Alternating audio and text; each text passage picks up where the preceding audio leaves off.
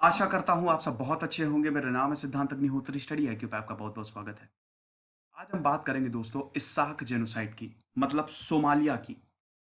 Somalia के बारे में हमने आज तक बात नहीं की है।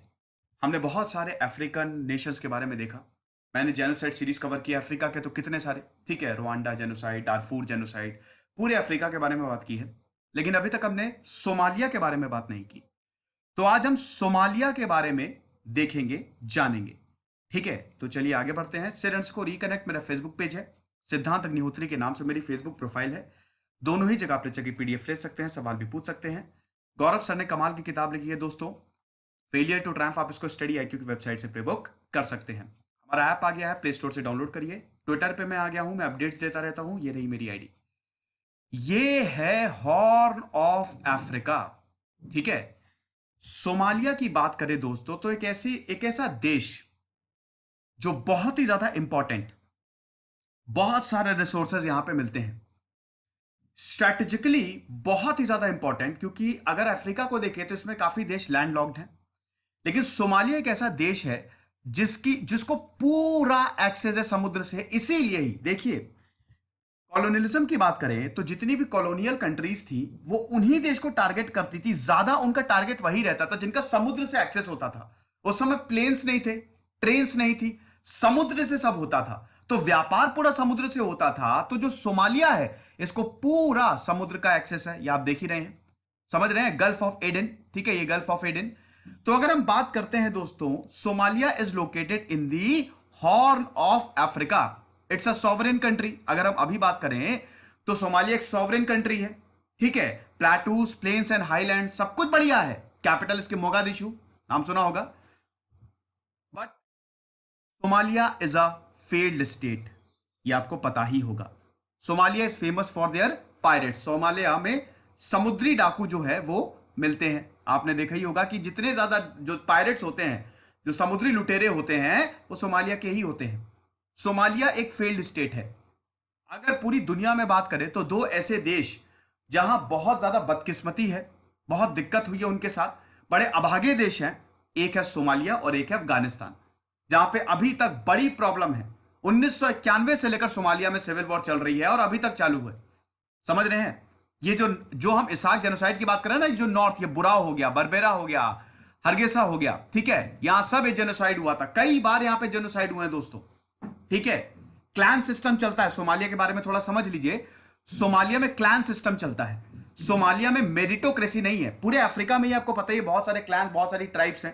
सोमालिया में ज्यादातर मुस्लिम्स हैं। ठीक है, 80% यहाँ की जो पॉपुलेशन है वो मुस्लिम ही है ना। वैसे अगर सोमालिया की टोटल पॉपुलेशन की बात करें दोस्तों, अगर मतलब हम देखें कि यहाँ पे मतलब 2017 का जो सेंसस हुआ था तो 11 करोड़ लोग यहाँ पे रहते हैं।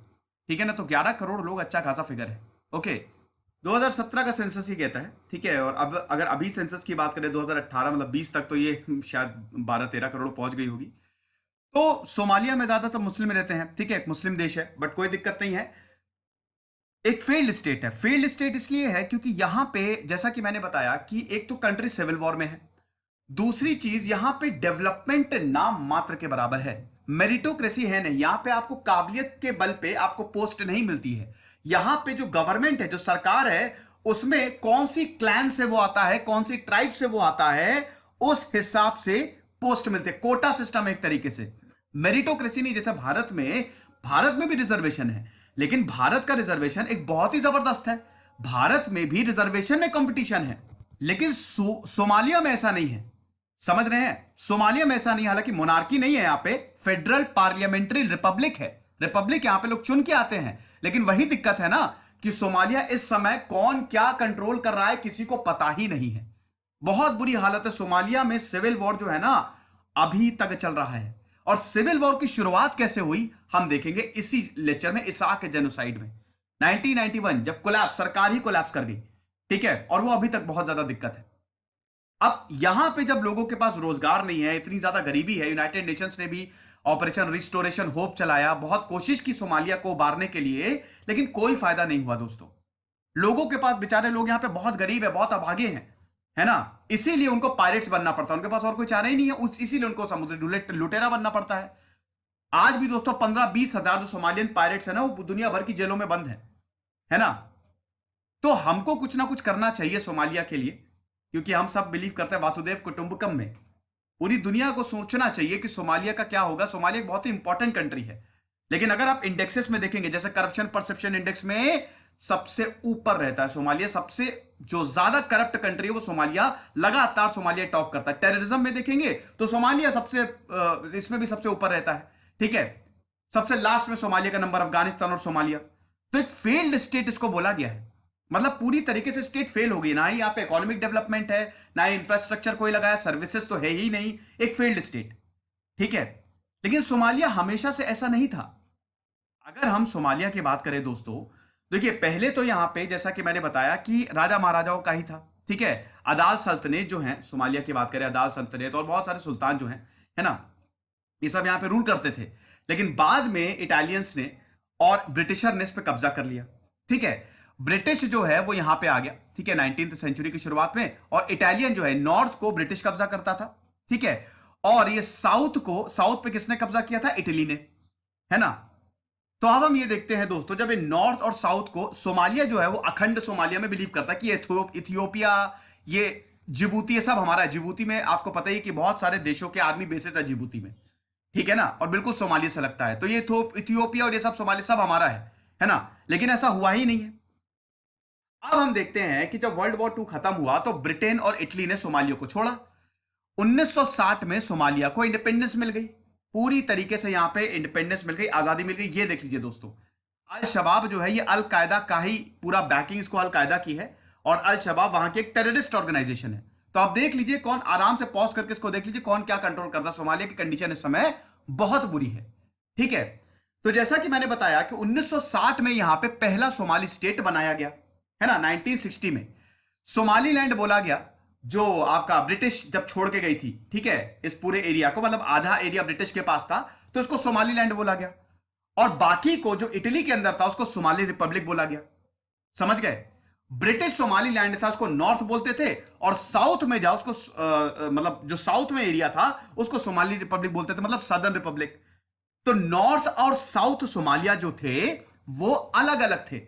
अब देखिए ब्रिटिश ने यहां पे अलग हिसाब से रूल किया, और अगर हम बात करते इटली, उसने अलग हिसाब से, मतलब अलग दोनों का रूल था।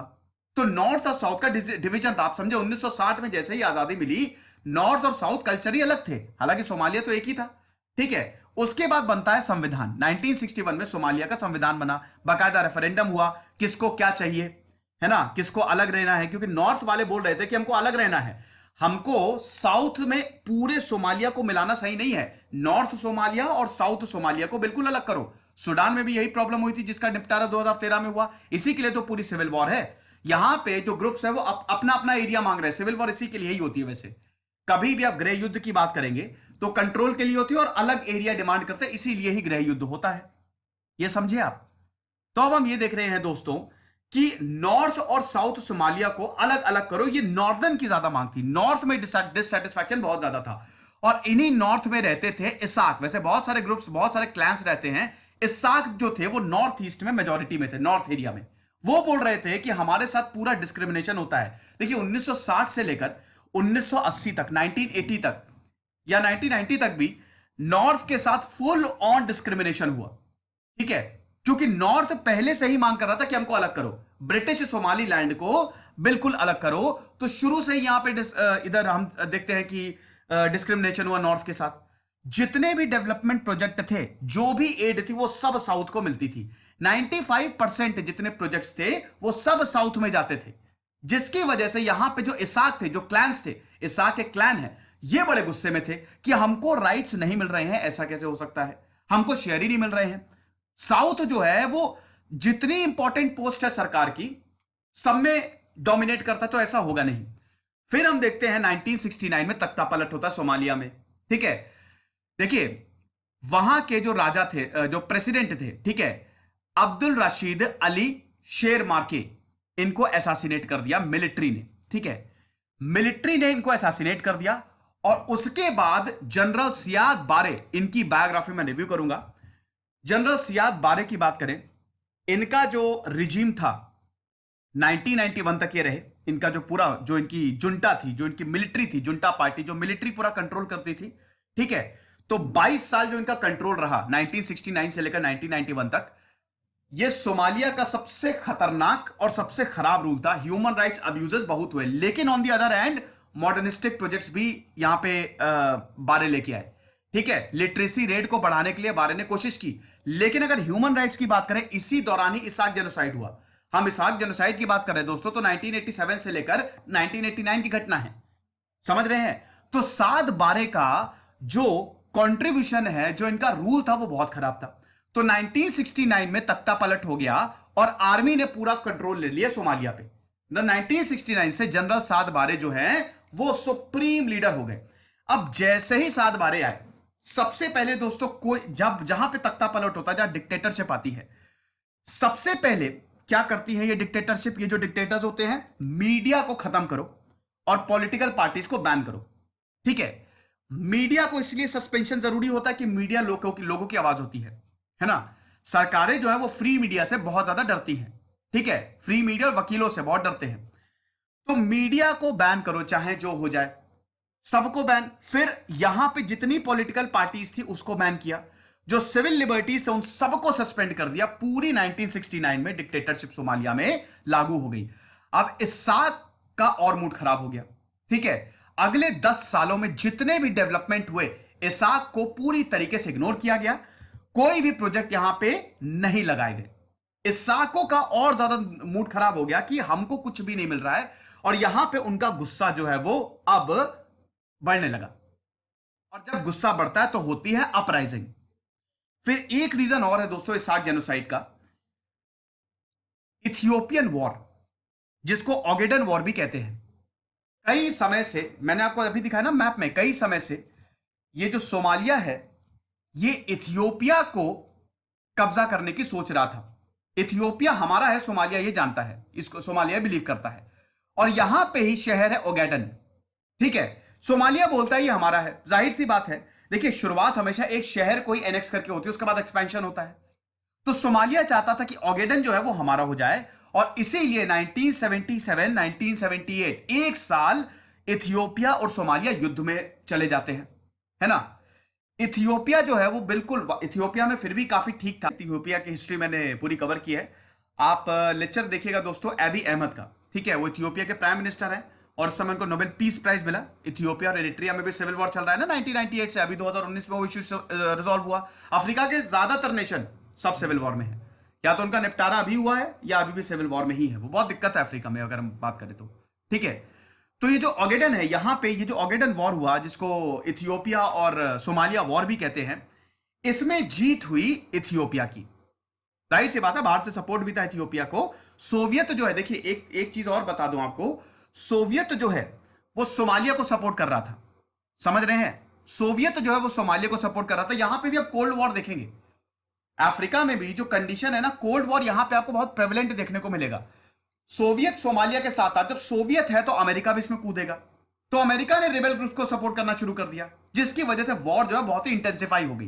लेकिन 1991 में जब सोवियत का डिसोल्यूशन हुआ, सोवियत चला गया, तो अमेरिका इकलौती पावर, और अमेरिका ने रिबेल ग्रुप्स को और ज्यादा पैसा। तो बहुत ज्यादा दिक्कतें हैं दोस्तों अगर हम सोमालिया की बात करें तो। इथियो सोमाली वॉर जो है ये 1 साल तक चली और इसमें सोमालिया की हार हुई, इथियोपिया की जीत हुई। अब उस समय 1979 में हम देखते हैं कि सोमालिया की जो पॉपुलेशन थी वो ज्यादा नहीं थी, ठीक है। सोमालिया की पॉपुलेशन 10 से 15 लाख के बीच में थी, लेकिन इधर सोमालिया में ढेर सारे रिफ्यूजीज आने शुरू हो गए। 13 लाख रिफ्यूजीज ओगेडन से सोमालिया में, ये नॉर्थ एरिया में आ गए, समझ रहे हैं। अब नॉर्थ एरिया में ऑलरेडी इसाक रहते थे। अब यहां पे जो जनरल सियाद बारे हैं, उन्होंने इन रिफ्यूजीज को सपोर्ट करना शुरू किया। क्यों? वो चाहते थे कि इन रिफ्यूजीज को सपोर्ट करें, इनकी एक आर्मी तैयार करें, इथियोपिया के खिलाफ भी हम इसको युद्ध में यूज कर सकते हैं। और जो नॉर्थ में, देखिए जब वॉर हुआ था ना, तो नॉर्थ में जो इसाक थे उनको वॉर से कोई लेना देना नहीं था। वो तो डिसकंटेंटेड थे कि हमको बिल्कुल इग्नोर किया जा रहा है, तो वो तो कुछ भी अगर सोमालिया करता वो साथ नहीं देते। तो इन्हीं रिफ्यूजीज को यूज किया गया कि इन इसाकों को मार दो। कहने का मतलब यह है कि उस समय इसाक जो थे वो सरकार के खिलाफ खड़े थे, और सोमालिया की आर्मी और जो रिफ्यूजीज थे उन्होंने मिलकर इसाकों का नरसंहार किया, समझ रहे हैं। बार बार इसाक कंप्लेन करता था कि हमारे लिए कुछ देखो, कुछ करो, कोई फर्क नहीं पड़ता था। इसकी वजह से इसाक में 1979 में वॉर ने पूरी तरीके से कमर तोड़ दी। प्लस हम ये देखते हैं कि रिफ्यूजीज बहुत सारे आ गए, इन रिफ्यूजीज को ट्रेनिंग देनी शुरू कर दी, इन रिफ्यूजीज को मदद देनी शुरू कर दी, हथियार सप्लाई करने साथ बार देनी शुरू कर दिए, मारो इसाकों को। ठीक है, तो बाकायदा इसाकों की अपराइजिंग हुई, हम ये देखते हैं इसाकों की अपराइजिंग हुई और फिर सोमाली नेशनल मूवमेंट की स्थापना हुई 1981 में। पहले तो ये आजादी नहीं मांग रहे थे, आजादी इन द सेंस कि पहले तो ये नॉर्थ में इतना कोई दिक्कत, मतलब ये तो क्या ही कह रहे थे कि हमको ज्यादा ऑटोनॉमी चाहिए, लेकिन बाद में इन्होंने बोला कि अब सोमालिया को अलग करने का वक्त आ गया, इसको तोड़ने का वक्त आ गया है। तो जो सोमाली नेशनल मूवमेंट जो था उन ग्रुप्स को सपोर्ट कर रहा था जो सरकार के खिलाफ खड़े थे, ठीक है, ताकि रीजन में स्टेबिलिटी रह जाए, है ना। ऊपर से यूनाइटेड नेशंस ने भी अपनी पॉलिसी, यूनाइटेड नेशंस ने भी अपने प्रोग्राम चलाए थे कि यहां पे जो लोग परेशान हो रहे हैं, हालांकि अभी बाद में चलाएगी यूनाइटेड नेशंस, उनको हम मदद दे सके, समझ रहे हैं। और ये इसाक अपराइजिंग जो थी ये 1978 का, ये जो वॉर हुआ था, ठीक है, ये सबसे बड़ा कारण था दोस्तों 1991 में जो कोलैप्स हुई। सियाद बारे की रिजीम 1991 में कोलैप्स कर गई, है ना। इनकी जो ऑटोनॉमी थी वो 1991 में जितने रिबेल ग्रुप्स थे उन्होंने उखाड़ के फेंक दी इनकी सत्ता, और तब से सिविल वॉर चालू है, समझ गए। तो सोमाली नेशनल मूवमेंट में बहुत सारे पॉलिटिशियन, बहुत सारे बिजनेसमैन इन्वॉल्व थे, एसएनएम इसको हम बोलेंगे। अब दोस्तों जब सरकार का मूड खराब हुआ कि इधर एसएनएम बन गया है और वेस्ट का भी सपोर्ट, तब यहां पे सियाद बारे ने बोला चलो खत्म करते हैं सबको। नॉर्थ में इसाक बहुत ज्यादा एक्टिव थे, नॉर्थ ईस्ट में इधर डेमोक्रेटिक फ्रंट नाम की एक पार्टी थी, एक ग्रुप था, वो बहुत एक्टिव था। और इधर सॉरी नॉर्थ ईस्ट में, और नॉर्थ वेस्ट में तो एसएनएम बहुत ज्यादा एक्टिव था ही। तो जितने भी ग्रुप्स थे उन सबको मारो, है ना, सिर्फ इसाकों को नहीं, इसाकों को बहुत ज्यादा मारा, लेकिन जितने भी ग्रुप्स हैं उन सबको मारो। फिर एक लेटर, दोस्त आई एम रियली सॉरी, ये PLA होगा, मैंने PA लिख दिया, प्लानिंग होगा ये। फिर इधर हम देखते हैं कि एक लेटर जो है वो वायरल हो गया, है ना। जनरल मॉर्गन जो कि ब्रदर इन लॉ थे और बॉडीगार्ड थे BRA के बारे के, ठीक है। तो जनरल मॉर्गन ने एक लेटर लिखा अपने फादर इन लॉ को, उन्होंने बोला, मिलिट्री गवर्नर थे उस समय, बहुत हो गया है, अब इसाकों को उनकी औकात दिखानी पड़ेगी। फाइनल सॉल्यूशन यहां पे प्रपोज किया गया, खत्म कर देते हैं इसाकों को, इनके घरों को बर्बाद करते हैं, सब चीज, एक प्लान्ड किलिंग प्रपोज की गई, ठीक है, जनरल मॉर्गन द्वारा। बारे ने यह बात मान ली, इसको मॉर्गन रिपोर्ट भी बोला गया, एक तरीके से सीक्रेट लेटर था, बारे ने यह बात मान ली। This is the final solution to Somalia, इसाकों को वंस एंड फॉर ऑल, क्योंकि इन्हीं की ही वजह से इतनी प्रॉब्लम हो रही है, इतने सारे ग्रुप्स खड़े हो रहे हैं, बाहर से इनको सपोर्ट मिल रहा है, इन्हीं को ही खत्म कर दो, ना रहेगा बांस ना बजेगी बांसुरी। और उसके बाद हम देखते हैं एक साइड से 1987 से लेकर 88 89 एक साइड से जेनोसाइड, नरसंहार शुरू किया। इसमें एक और चीज है दोस्तों, इसमें एसएनएम की बात करें, ठीक है, सोमाली नेशनल मूवमेंट, इसका एक और रीजन यह था कि मई 1987 में एसएनएम ने कुछ शहरों पे कब्जा कर लिया था। इससे पहले एक्स्ट्रा जुडिशियल किलिंग्स भी होने लगी थी, मैंने बताया ना, जैसे ही ये लेटर आया था, ठीक है, मिड 1980s में ये लेटर आया था, उसके बाद एक्स्ट्रा जुडिशियल किलिंग, मतलब पुलिस जो है वो पकड़ के ले जाती थी, आर्मी जो है वो पकड़ के ले जाती थी जो बिजनेसमैन, जो पॉलिटिशियन, और उनको मार देती थी बाकायदा, ऐसे पॉइंट ब्लैंक ऐसे सबको झुकाया जाता था और गोलियों से भून दिया जाता था, ऐसी कंडीशन थी। बहुत सारी एक्स्ट्रा जुडिशियल किलिंग्स हुई है ना। इसी का ही दोस्तों नतीजा यह था कि सोमाली नेशनल मूवमेंट ने बोला कि अब हम अपने मूवमेंट को तेज करते हैं और शहरों पे कब्जा करो, तभी चीजें सही हो सकती है। तो मई 1987 में कुछ शहरों पे कब्जा भी किया। 27 मई को बुराव पे कब्जा, मैंने आपको दिखाया था ना मैप में, देखिए फिर से दिखा देता हूं, ये है ना बुराव, ये बुराव हो गया, हरगीसिया हो गया, यहां पे हरगीसिया में तो बहुत ज्यादा जेनोसाइड हुआ, ठीक है, यहां पे कब्जा कर लिया था इधर एसएनएम ने। लेकिन फिर जब सरकार को पता चला, सरकार ने बोला लगता है ये लोग बहुत ज्यादा कॉन्फिडेंट हो गए हैं, खत्म करो इनको। और उसके बाद फिर जहां इन्होंने कब्जा किया था उनको तो खत्म किया ही, और एक पूरी बकायदा जेनोसाइडल कैंपेन शुरू की 1988 से लेकर 1989 तक, एक साल तक जहां पे भी इसाक मिले खत्म किया उनको, जेल में डाला, मारा और बहुत बुरी हालत की।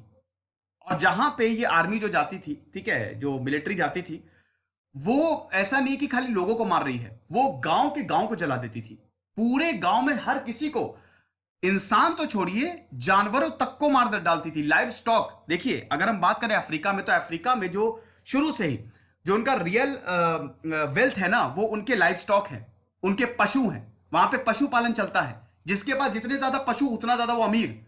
तो लाइव स्टॉक को, वहां पे इंसानों से ज्यादा तो लाइव स्टॉक को मारा जाता है। खत्म करो, इनकी वेल्थी खत्म करो। तो सोमालिया में भी दोस्तों यही हुआ, सिर्फ इंसानों को नहीं मारा, उनके लाइव स्टॉक जो भी था नामो निशान मिटा दिया। ऐसा बोला जाता कि 50,000 से 1 लाख इसाक जो है इसमें मारे गए। और कुछ आंकड़े तो ये बोलते कि ये आंकड़ा 2 लाख तक जाता है। अब ये बहुत, 2 लाख बहुत ज्यादा हो गया दोस्तों, है कि नहीं। तो ये 1988 से लेकर 1989 तक चला। अब जब ये लोगों को पता चला तो एसएनएम बाहर से ऑपरेट कर रही है, एसएनएम का और मूड खराब हो गया। और उसके बाद अल्टीमेटली सारे ग्रुप्स एक साथ आ गए और यहां पे डायरेक्ट वॉर छिड़ गया। जो सोमाली गवर्नमेंट थी, जो मिलिट्री थी, जुंटा थी, जो इनकी आर्मी थी बारे की, विथ इधर जो ग्रुप्स थे उनके साथ। और अल्टीमेटली 1991 में हम देखते हैं कि बारे की रिजीम को उखाड़ फेंका। और 1991 से लेकर अभी तक सिविल वॉर चालू है सोमालिया में। अभी तक इसका कोई एंड रिजल्ट नहीं आया है। आई होप ये लेक्चर आपको पसंद आया होगा दोस्तों। ये सोमालिया के बारे में एक छोटी सी हिस्ट्री। अभी मैं एक और लेक्चर लूंगा जनरल बारे पे, तो उसमें मैं और अच्छे से सोमालिया के बारे में आपको बताऊंगा। तो मैंने दुनिया के हर एक नेशन के बारे में कवर किया, शायद ही ऐसा कोई नेशन बचा हो ऐसा कोई देश बचाओ जिसके बारे में मैंने नहीं बताया हो। खुश रहिए, पढ़ते रहिए। दिस इज सिद्धांत अग्निहोत्री, साइनिंग ऑफ।